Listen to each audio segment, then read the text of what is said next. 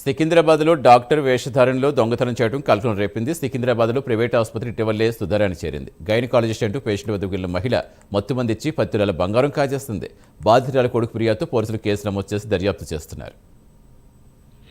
నకిలీ డాక్టర్ వచ్చి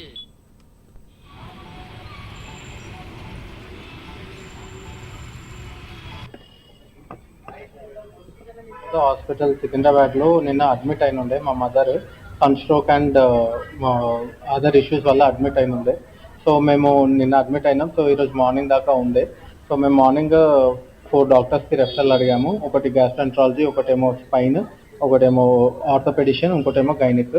సో మీ spine doctor లేదు, మనము ఓపీలో చెక్ చేసుకుందామని అన్నారు. ఓకే అన్నాము. దాని తర్వాత గ్యాస్ట్రోఎంట్రాలజీ డాక్టర్ అంత ఫైన్ ఉందన్నారు. స్టాఫ్ దగ్గర వెయిట్ చేస్తూ ఉండే. అక్కడ అక్కడ ఆమె వెళ్ళేసి వచ్చింది. మేము రూమ్ బయటనే వెయిట్ చేసాం. ఆమె మళ్ళీ వచ్చేసి అక్కడికి వెళ్ళండి అని అన్నది.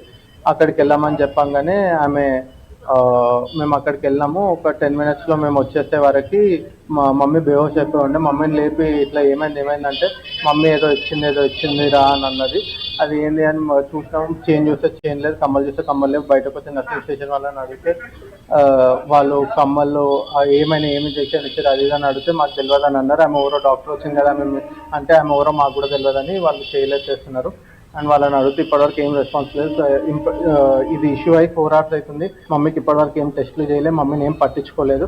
మళ్ళీ మేము పిఎస్కి వచ్చినాక మేము ఇప్పుడు మాకు ఫోన్ చేసి ఇప్పుడు మీరు రండి మీ మదర్కి టెస్టులు అన్నీ అవి ఇవి చేస్తామన్నారు.